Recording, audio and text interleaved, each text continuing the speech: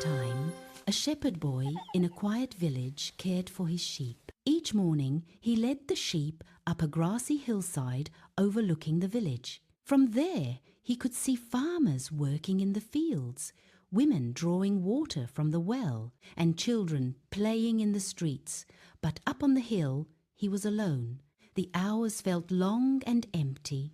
At first, he tried singing to himself. Then he threw stones at distant trees. Eventually, boredom turned into mischief. One afternoon, he suddenly stood up and shouted toward the village, "Wolf! Wolf! A wolf is attacking the sheep!"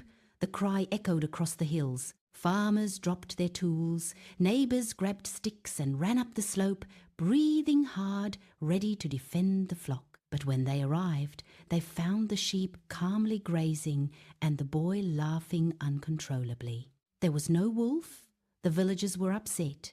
An elder stepped forward and warned him that lying about danger was no small matter. The boy nodded, but deep down he enjoyed the excitement he had caused. A few days later, craving that same thrill, he did it again. He screamed even louder than before, pretending to be terrified.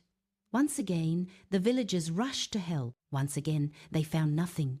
This time, they were angry. One farmer pointed at him and said they would not be deceived again. If he cried wolf a third time, they would stay in the village. The boy watched them leave, feeling both embarrassed and strangely powerful. He did not fully understand what he had lost. Then came the evening that changed everything.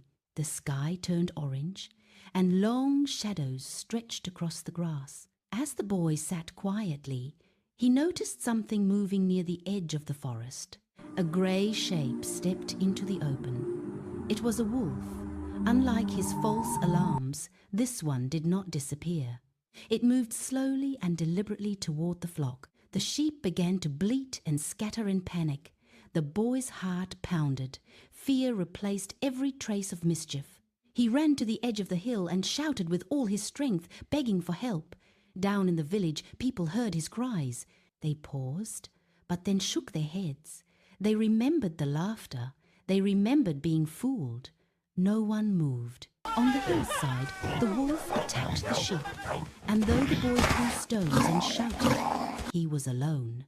By the time the wolf retreated into the forest, several sheep were gone. The next morning, the villagers climbed the hill and saw the damage. They found the boy sitting silently among the frightened sheep, his face pale and eyes swollen from tears.